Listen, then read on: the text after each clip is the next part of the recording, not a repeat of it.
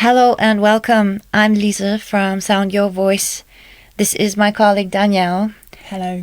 And we'd like to welcome you to this very special Facebook Live conversation, which we are streaming from Eastern Recordings in Bristol. That's right. And we are very excited to have Nick Sorensen as our really special guest this evening. Thank you. Nick, yes, very special indeed. Nick is an improvisation researcher, writer, and an amazing jazz musician as well. And Nick is here tonight to share his ideas and insights on improvisation with us, especially, the benefits of practicing improvisation for us as singers, as musicians, as artists, and for those of us who are involved in music education as well. Nick has some really valuable insights to share with us about the relationship between teaching, improvising in teaching, and developing expertise as a teacher. So we are going to be chatting to Nick. We are also going to do an improvisation demonstration. So Nick will be improvising using his saxophone. Lisa and I will be doing some vocal improvisation, and we'll use that as a kind of jumping off point to then reflect on our experience of improvising and what we can learn from that experience. And Nick will be sharing some of his insights through that process. And at the end, we're going to have a Q&A. So that will be your opportunity to put your questions to Nick. But you don't have to wait. In fact, if you've got any questions for Nick right now, pop them in the comments, or as we go through the conversation, if anything crops up for you, put your question in the comments, and we'll try to get through as many of those as we can at the end. So I think we should get stuck in. Lisa, can you introduce yourself to everybody? Yes. So hi, for those who don't know me what I do. I'm a jazz singer, songwriter, and vocal teacher. I've been doing this for quite a while, a little bit like over 15 years. When I moved to Bristol, I started my vocal studio called Sound Your Voice, which is there for singers of all levels to support them on their vocal and musical journey to improve their technique and their improvisation skills and songwriting skills. I also write, perform and record, and have a band which is called Little Maxine. Other than that, what can I say? It's a new jazz band. It's a new jazz band. It's a very good one. Thank you. And last year, Danielle and we decided to collaborate on the topic of vocal improvisation, to run a course, and which is starting soon this spring, 2020 actually. But Danielle, maybe tell 2022. I lost. We lost 2 years. 2 years back to the pandemic. Who hasn't? This year, 2022. So right. Okay. So maybe you want to say a little bit about yourself. Yes. and that's right. So we have the shared improvisation interest. So I am Danielle. I'm a singer, I'm a vocal improviser, and I'm a songwriter. So about my journey with vocal improvisation started just over 4 years ago, when I went on a songwriting and vocal improvisation retreat that was run by Bryony Greenhill and Isolde Freeth Hale. And during that week of retreat, I experienced for the first time the art form of collaborative vocal improvisation. So for those of you who haven't experienced it or seen or heard it, collaborative vocal improvisation is where a group of singers comes together to improvise with their voices, so to create spontaneous in the moment a cappella music. It's a really magical and connecting experience. I absolutely fell in love with it, and I without any plan to do so, I just embarked on this journey of focusing on vocal improvisation, studying it, practicing it, doing all the classes and workshops that I could, extended courses. And now I'm moving into sharing and facilitating vocal improvisation, collaborative vocal improvisation for other people. Yes, as Lee said, we're collaborating on a course, a vocal improvisation course, which is called Free Your Voice, starting in March.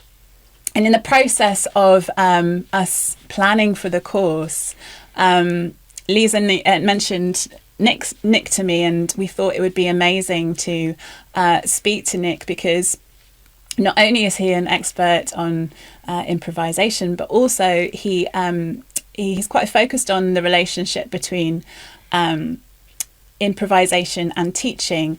And so we thought, wow, we could actually really benefit from talking to Nick. We could learn some new ideas that maybe would influence our approach to teaching this course that's coming up.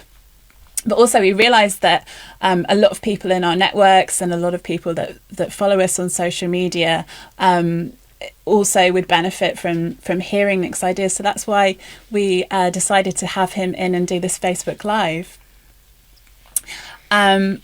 So what's next? Yeah, I am going to read Nick's bio. That's right. And just to put you in the picture about how all the wonderful things that Nick has done in his life and his career. Yeah, put in a little box. All right, so Nick Sorensen is a jazz musician, writer, and researcher.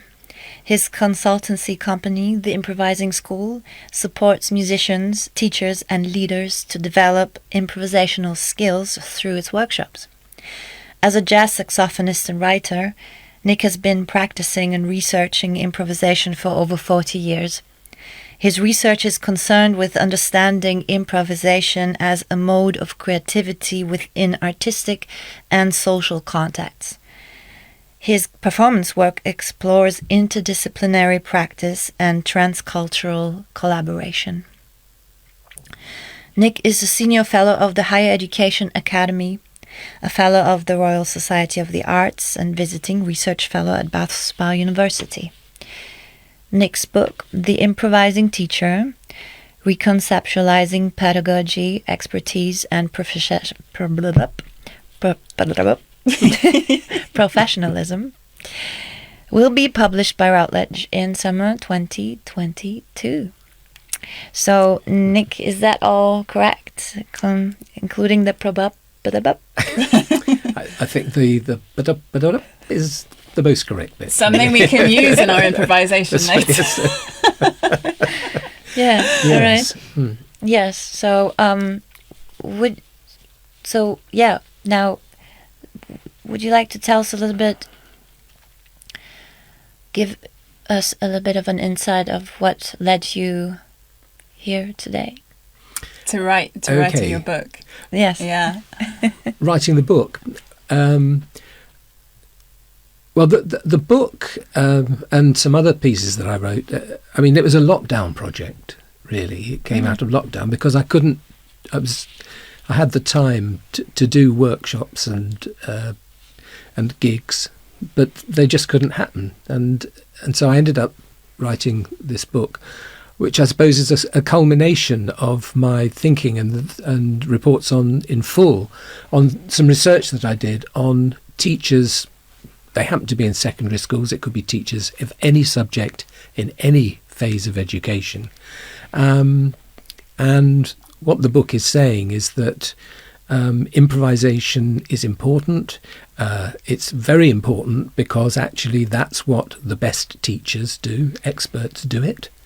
And that we really need to understand improvisation and, I suppose, be brave about it. We need to have a language and some concepts to be able to talk about it, because it's a vital part of what it is to be professional. And the teachers that I observed There were 7 teachers, outstanding teachers that I observed and interviewed, were all remarkable. They were fantastic, really professional, but through the research, we uncovered how central improvisation was to the way that they worked.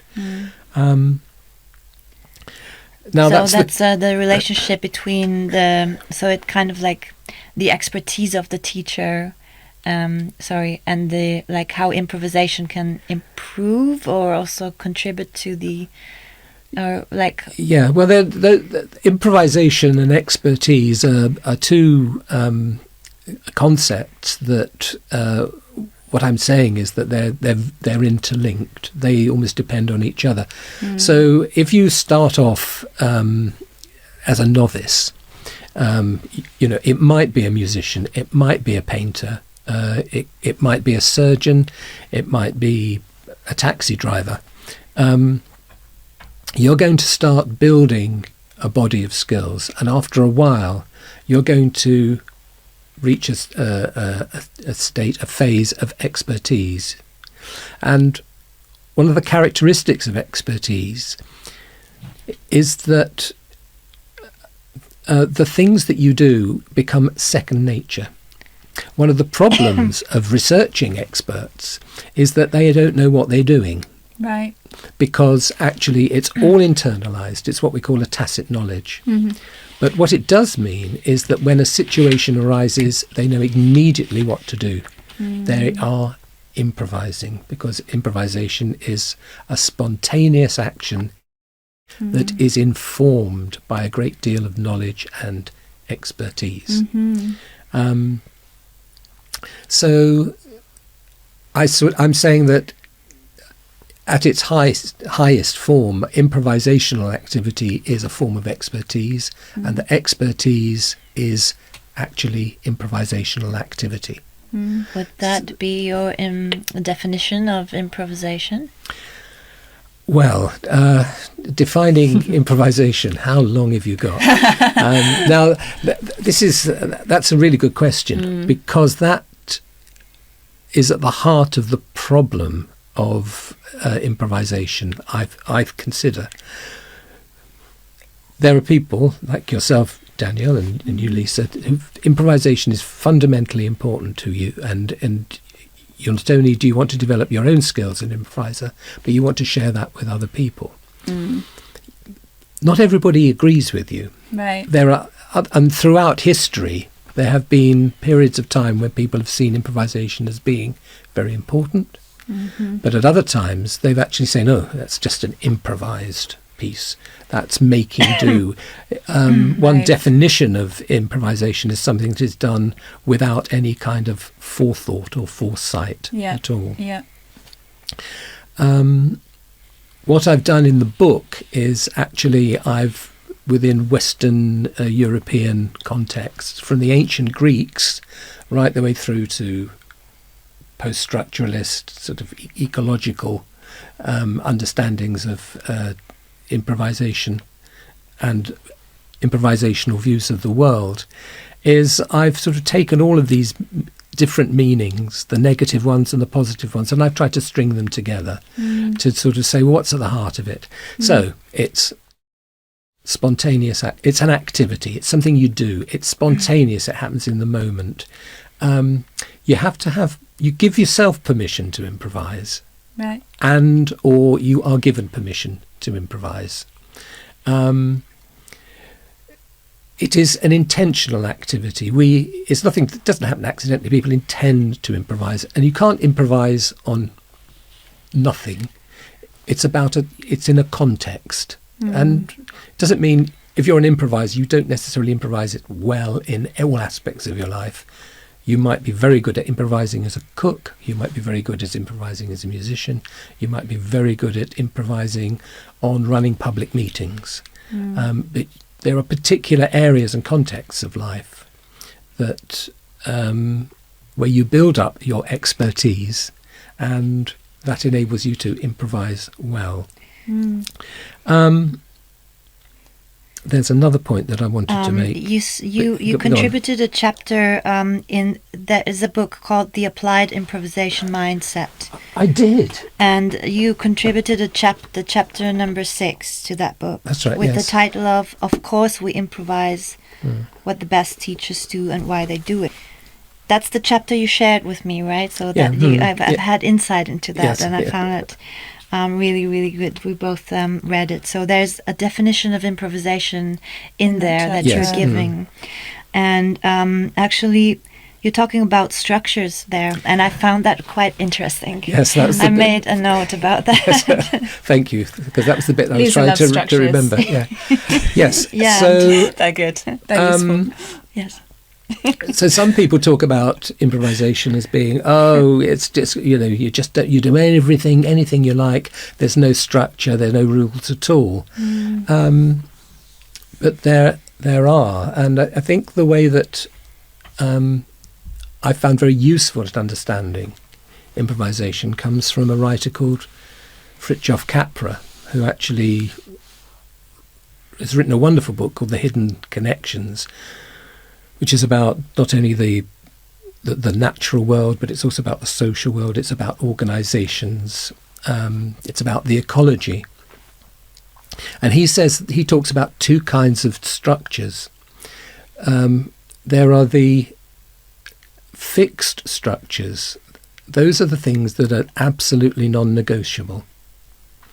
And then there are the emergent structures. Now those are the structures that emerge informally and can develop in the moment. Yeah. And so I think a very useful way for understanding improvisation in any context is seeing it as the dynamic interaction between these two structures. Right. So let's look at it in two different contexts. Let's look at it in a school.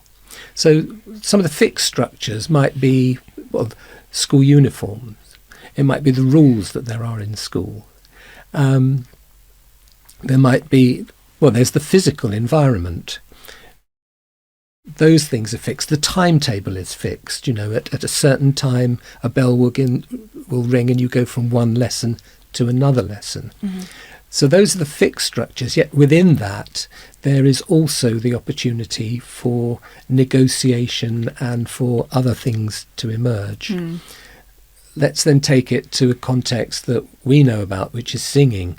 The fixed structure might be The something body. to do with... I cannot change my body, for example, my bone structure and stuff. That would be like something that I cannot really change. So we're going to sing a song, so we might decide on the key, and that's going to be fixed.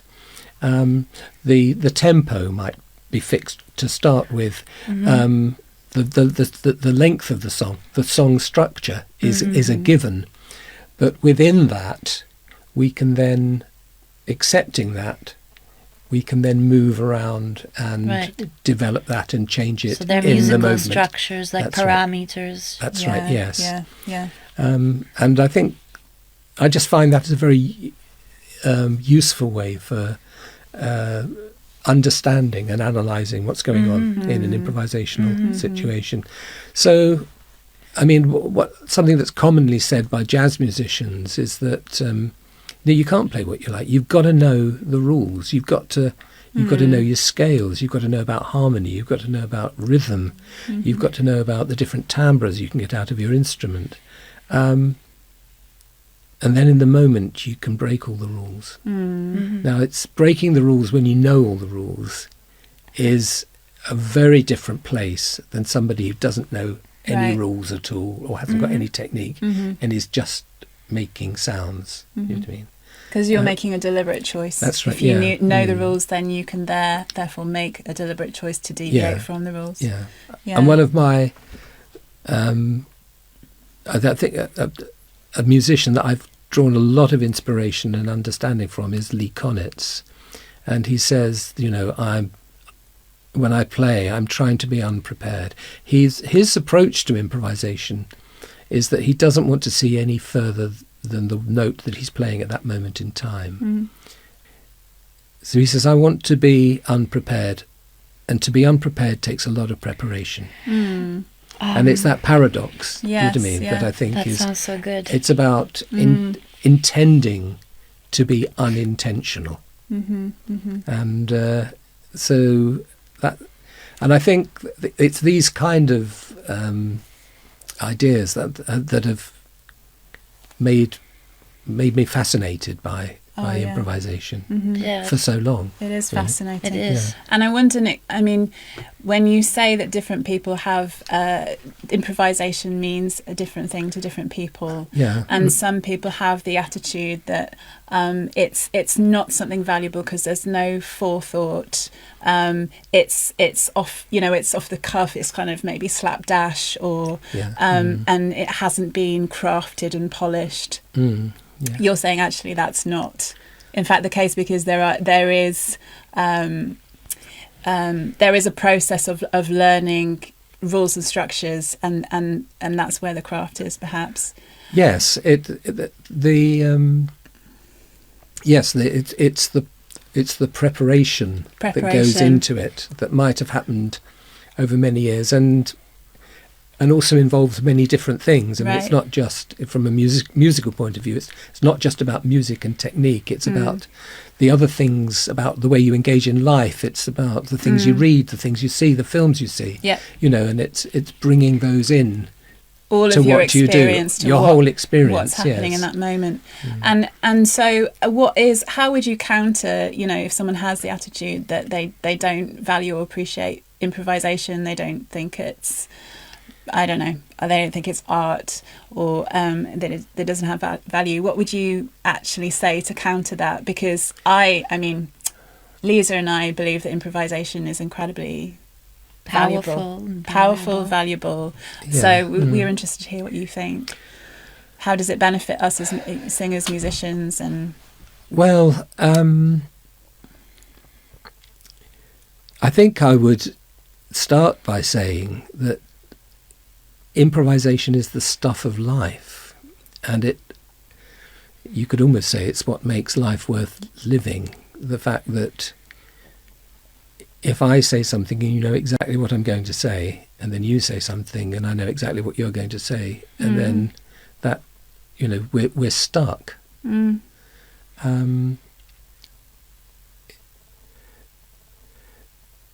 The dialogic interchange that we have with people,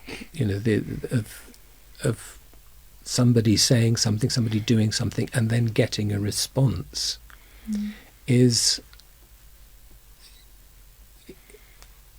well, it's the heart of well-being, isn't it? Really, I would say. Yeah. So I would try and get them to understand that actually life at its best,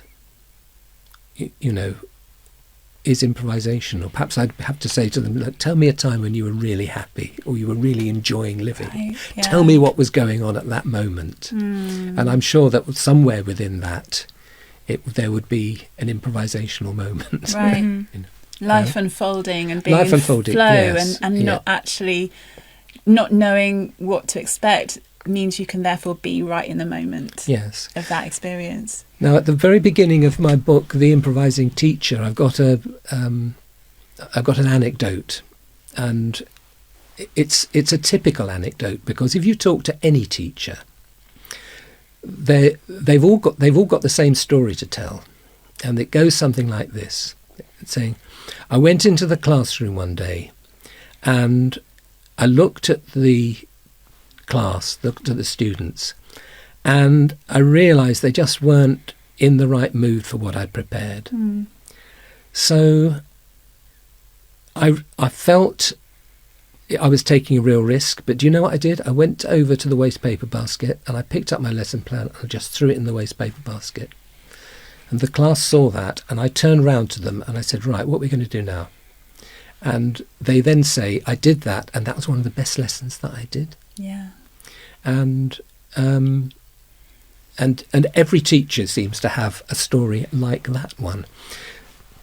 For me, that having the confidence to do that, being able to take that risk, is dependent on lots of other things. It's actually dependent on having a trusting relationship with a class. Teaching is a relational activity. It's about listening. It's about hearing what young people have to say. It's about making connections, about bringing ideas together. And it's about being told something and being able to seek the learning in it and bring that up to the surface. So all of those things just seem to be really important. And for me, that moment, I describe it as it's like a portal into the best that teaching can be. All of a sudden a window is opened and we can actually see what teaching ought to be about.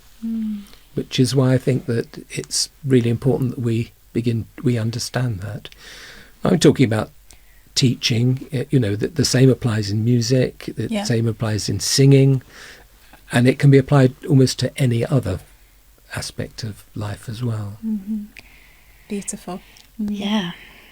Shall we do some improvisation? Yes.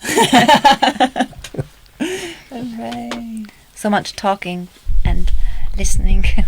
And I love listening. But I also love talking. Not always. What about singing? I like singing. What's your favourite? Singing. Listening? Singing? Listening and singing go together, don't they? Yes. All right. So we are unprepared. Prepared to be unprepared to be unprepared. Okay.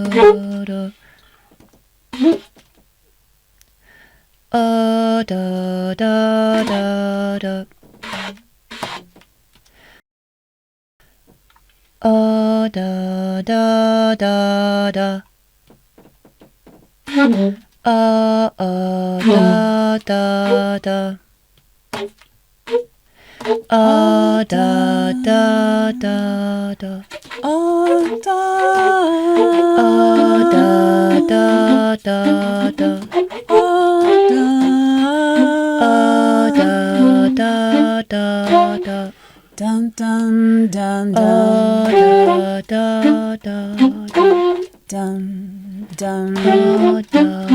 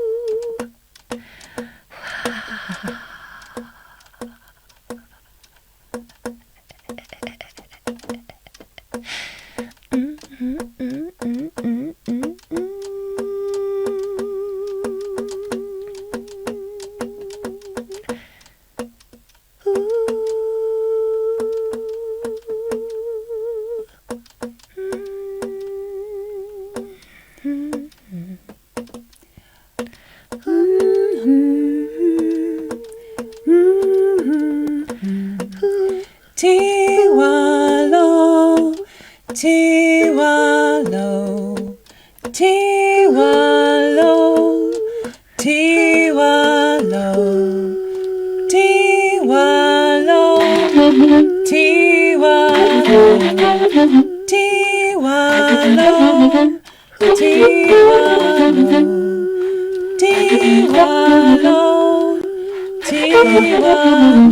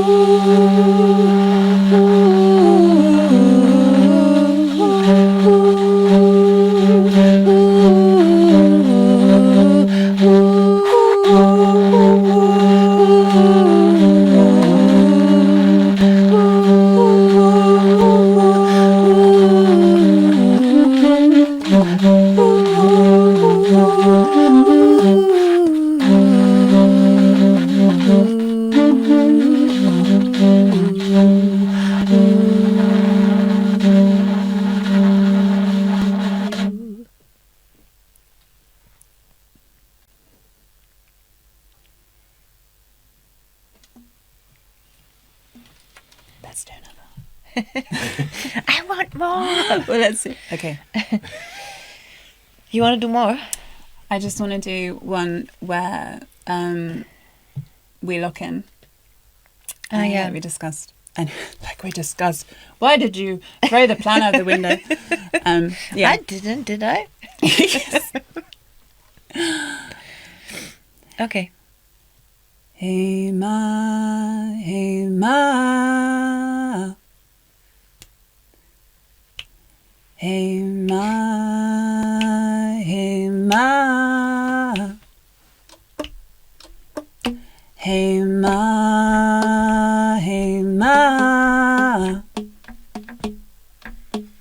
Hey ma, hey ma.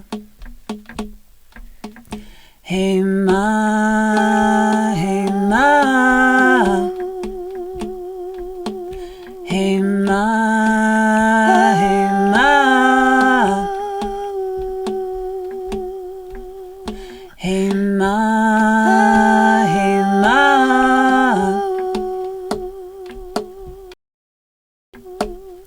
Hey ma, hey ma. Hey ma, hey ma. Hey ma, hey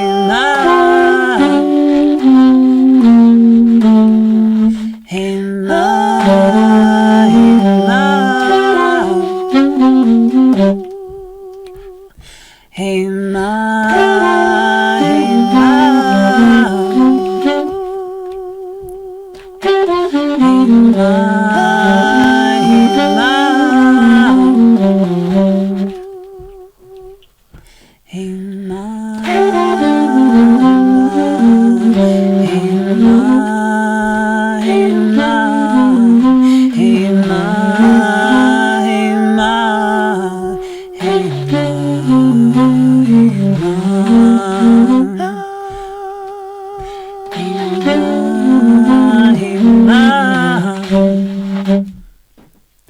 Hey ma, hey ma.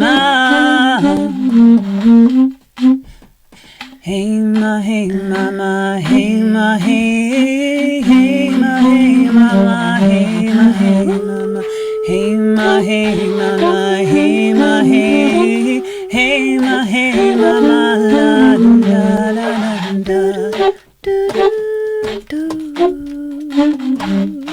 do do do do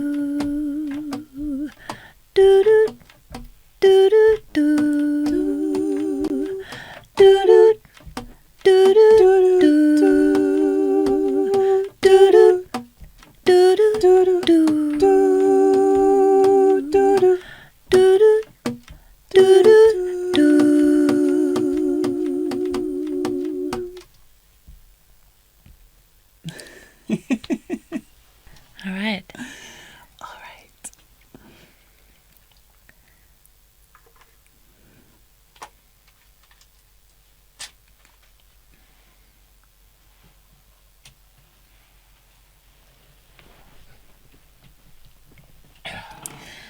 How was it for you?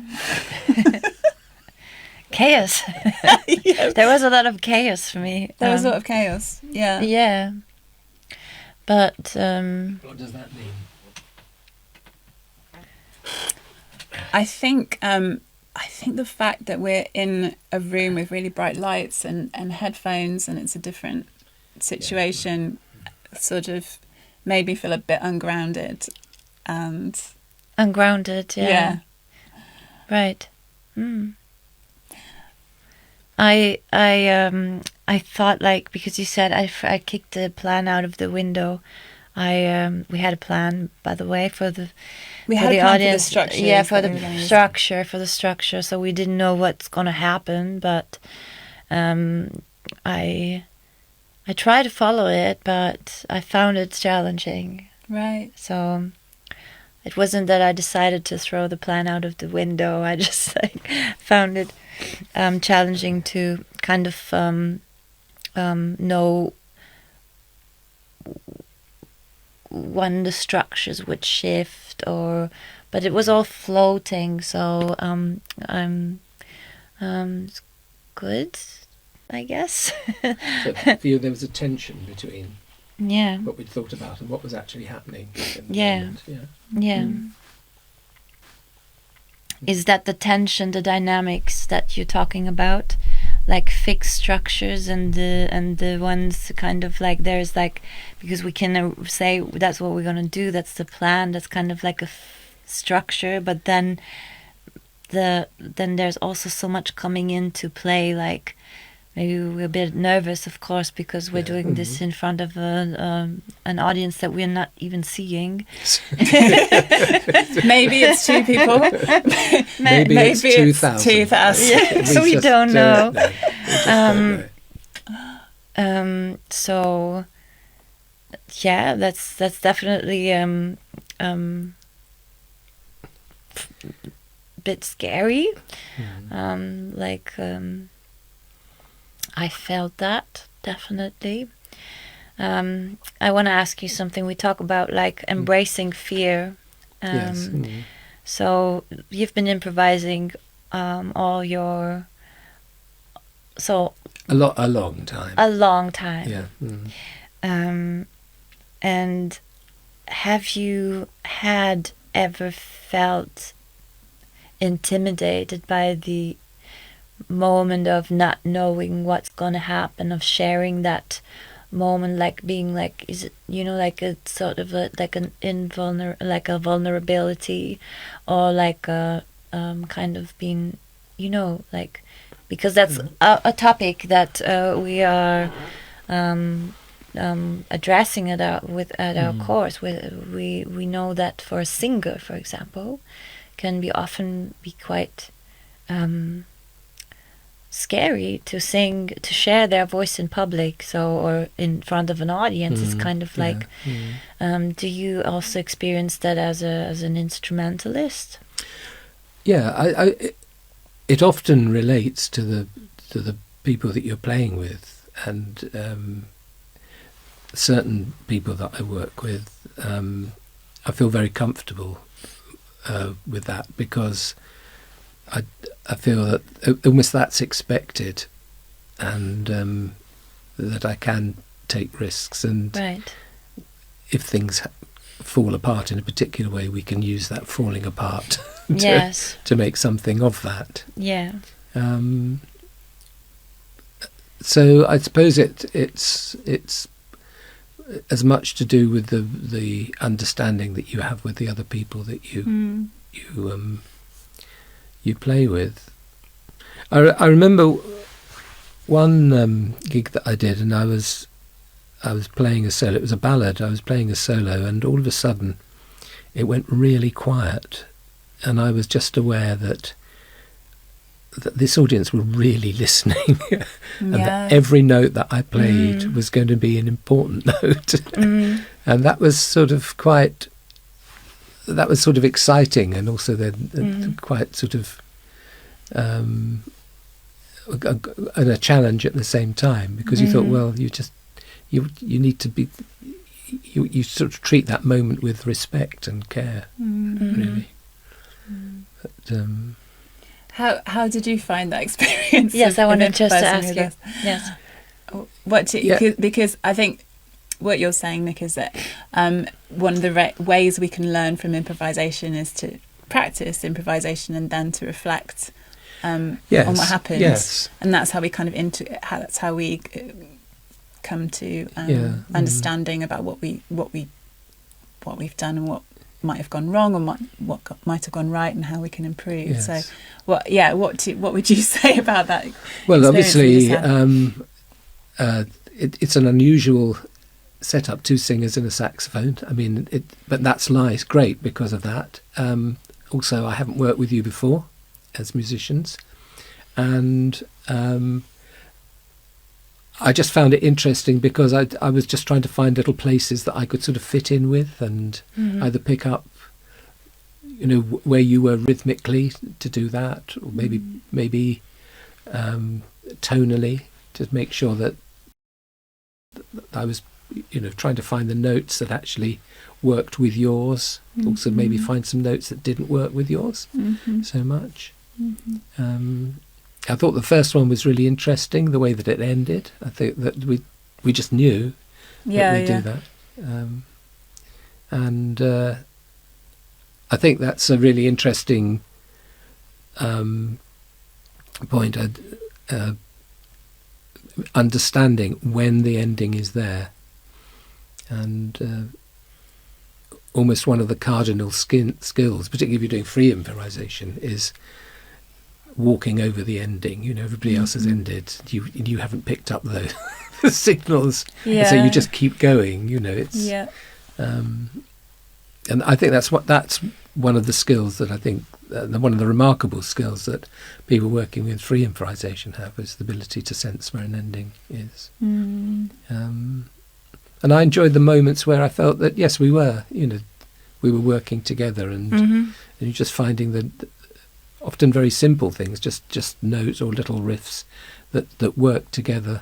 What I'm really like most of all, actually, like when I think of like what I'm really struggling with is actually like it's like a fight in me sometimes when I improvise. So I have, like, for example, I really want to just break free. I just don't want to think about. I just want to break free, just like listen in the moment, be in the moment. And then there's this voice in my head that says, no, but what about the plan? Yeah. Is that voice saying like, yeah, but what about the others? Are you acting accordingly to what the others actually think? Are you fulfilling your task? And then it gets very chaotic in my mind. Then I don't enjoy it anymore. It's hard. No, it's like it's like it's basically it's kind of like a voice that's judging, but not really. It's just more like a voice that's kind of like trying to help say, do I fit in or not? Am I doing the right thing here according to the situation? And then it gets difficult. I did experience that now. I had moments also where I was like, yes, that's good, we're connected. And then it was like, wait a second, but is this right? And then it again for me felt, so that was kind of my inner like happening inside of me. And of course the important dimension of the performance that's missing is the audience, because they're I've just given a story about how an audience has an impact on what our we audience play, and is very you know quiet that, right now. without a physical audience, without a physical audience,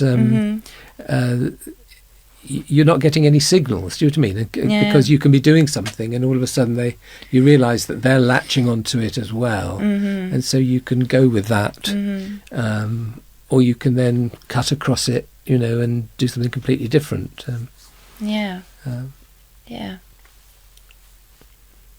I quite like the challenge of playing solo, and because then you've got total responsibility, and you can do what you like. Yes, yes. And Yeah. let the music go in whatever direction. Yeah, it I think takes. for me Yeah. it wasn't clear when my solo part was actually, and Yeah. like so I was a bit insecure about Maybe when I that was thought happening. your solo wasn't a solo.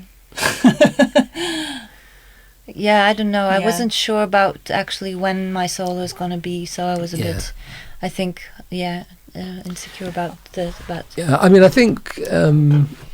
you know, with Anyway, we can watch with it doing back. an improvisation, you know, within a pre-organized structure, Yeah. it sometimes works better if it's actually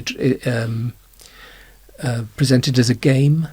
Mm. You know, so that then you get then you know what you're playing at. Yes. Do you know what I mean? You know where the interaction is, and so you know the game can be, well, you've got 5 sounds that you can make, and when you've made your 5 sounds, that's it. That's all you've got to do, But and then depending. And you don't know, and somebody might do their 5 sounds go really quickly, or they might spread it out. They might be short sounds, they might be long sounds, and so a piece might happen within a few seconds, or it could Yeah. actually take minutes. Or Yeah. if somebody really wants to push the boat out, it might take hours, because one of their sounds is going to be a very long.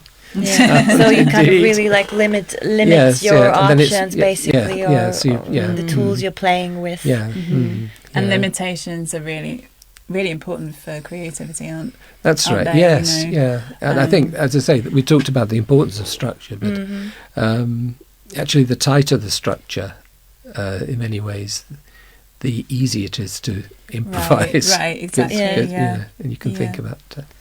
Yes. Yeah. Oh, so how are we doing for time now? Okay, well, Okay. it might be a good. Let me have a look, see what's going on here. Is there a question? Where is our video? Oh, maybe I need to refresh my page. Hello.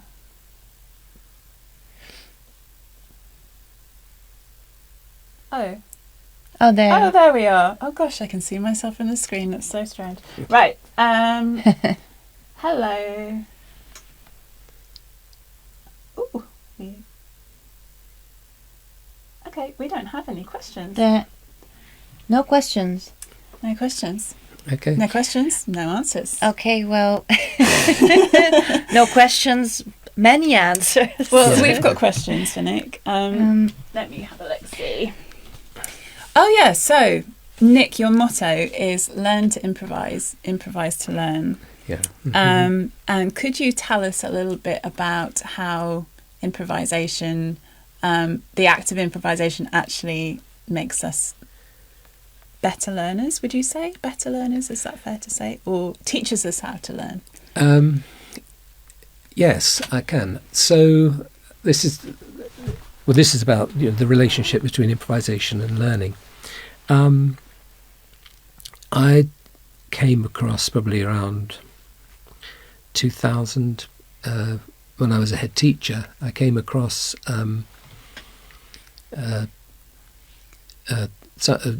great educator called Guy Claxton, who wrote a book called Wise Up, and he took and this book was saying that it's really important that we understand how we learn things, because we learn things in all sorts of different ways. And it was going beyond people saying, oh, you're a kinesthetic learner or a visual learner or whatever. He was saying that, that there's a learning mind. But at the heart of this, he borrowed Piaget's definition of intelligence, which was that learning is something like knowing what to do when you don't know what to do. Yeah. So when I heard that, I thought, oh, but knowing what to do when you don't know what to do, that's what improvisation is. Yeah. That phrase, knowing what to do when you don't know what to do, it is actually, I think, a very challenging one for teachers, because they don't like to let their pupils struggle. They don't like them to get bored. And they don't like them to hang around too long without knowing what to do, because they've got to be busy all the time. But the point is that when you run out of when the runway comes to the end and you are struggling, that's when you need to recognise, and this is what I suppose this is what Guy Claxton is saying, is that's when the learning muscles kick in.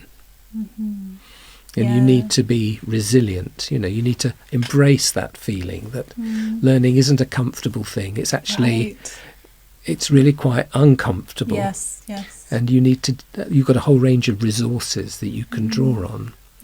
So, learn to improvise. So what I'm saying, that's obviously saying, well, let's think about what improvisation is. Let's look at how artists, let's say how comedians or actors or musicians or dancers, how they improvise and what do they say about that. And let's apply that. Let's learn how to improvise from these people. But then we can then apply that to when we want to learn something, to say, I don't know how to do this.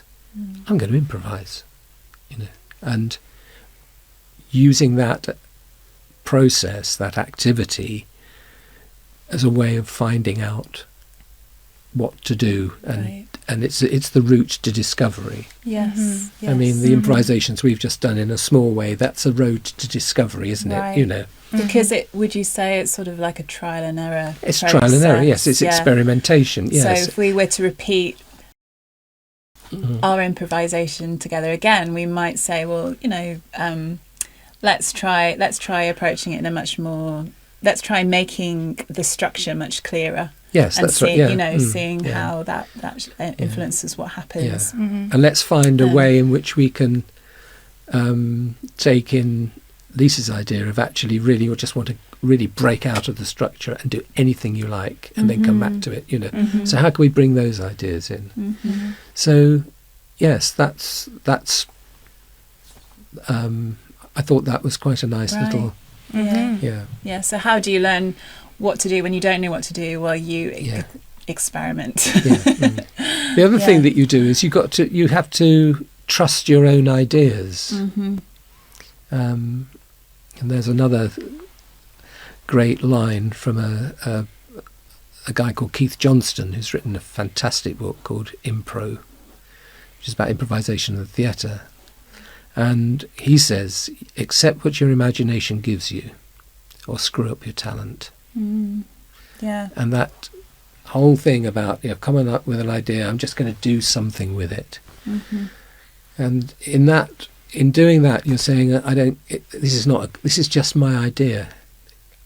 I'm not even going to say whether it's a good idea or a bad idea, or I'm just going to do something with it. I also think, I think for me improvisation is important. It's the antidote to creative thinking, because in a lot of time is spent, in organisations, in schools. We've got creative thinking. How many ideas can you come up with? Well, yeah, that's really good. But what are you going to do with those ideas? Again, Guy Claxton said, it's all right. And I think it's relatively easy. You can train people to come up with loads, encourage them to come up with loads and loads of different ideas. But which one's the good one? And then, when you've got the good idea, how are you going to make it into something really amazing? So, and that's where improvisation overlaps into what we call in composition, where you take something and you try it and again, and you try and improve it, and then you might edit it, and then you might rewrite it, and it's the very opposite of improvisation. But then at the end of the day, you might then put some improvisation in there. So, and even with the composition, I mean, let's take the performance of a Beethoven piano sonata. In the moment, the pianist can do something. I know the fixed structure is the notes. Yes. But they might put a pause in there, or they might play. They might bring the volume up, down, or they might slightly adjust the rhythm, because it feels right in the moment. So even within the performance of a composed piece, there's still that in the moment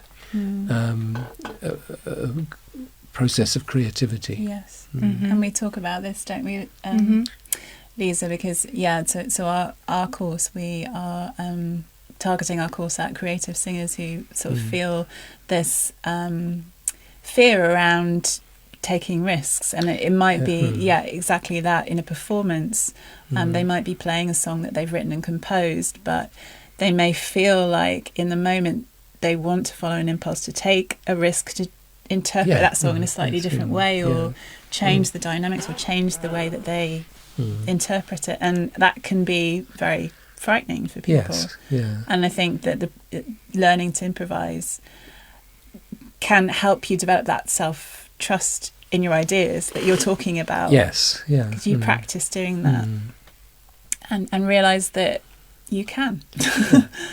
And the great, the great improvisers, provide wonderful examples of that. I mean, one of my favourites is Miles Davis, and there's a particular band that he had from about 65 onwards to about 1965, 68. And I've got a series of recordings of their European tour that they did. And so these are consecutive gigs. The set list is the same, more or less the same every night. The same numbers, in the same sequence, more or less. The music each night is totally different. Oh, that's so interesting. It's just amazing. Amazing. Yeah, and this is a group that, have worked a way of really, well, we know what we're going to do, and so let's pretend we don't know what we're going to do. Let's just go with it and see what happens, and there's just an enormous trust, and that makes the music come alive. Absolutely, yes. And these are numbers that this is music that they've played for, in some cases, for over decades. These are and yet they go out there. It's almost that the tune is immaterial. It's what they do on top of that really counts, or what they do with that, the journey that they take on. Amazing. That's amazing, yeah. I'm just going to see if anyone has asked a question. If there's a question, Come otherwise on. we might... People, maybe I need to refresh my screen.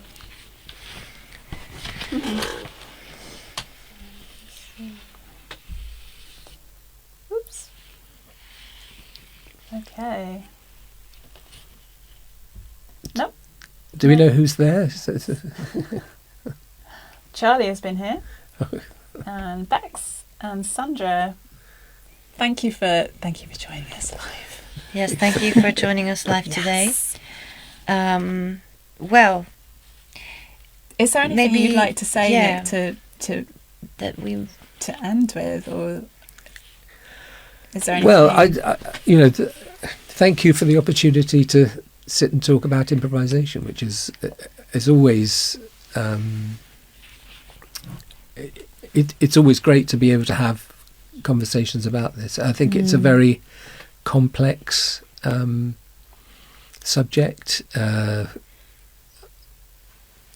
It's understandable but not completely understandable, which is the joy of it. I mean, it's definable but not completely definable. I mean, there will, the nature of improvisation, that there will always be improvisations that don't quite fit what you think an improvisation is.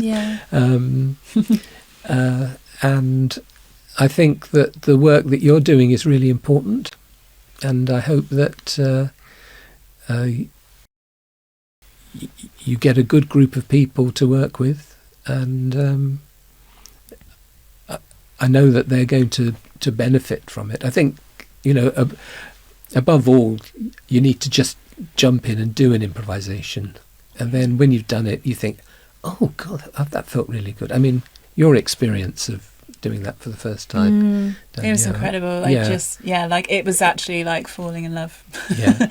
I wanted to do it more and more and more. That's right, I felt really excited about music and alive. So, Yeah, improvisation is definitely also, it's for me as a songwriter and performer, or like basically because I perform my own songs, these ideas come through improvisation. So it is the root of my whole work, although I do structure them. Yes.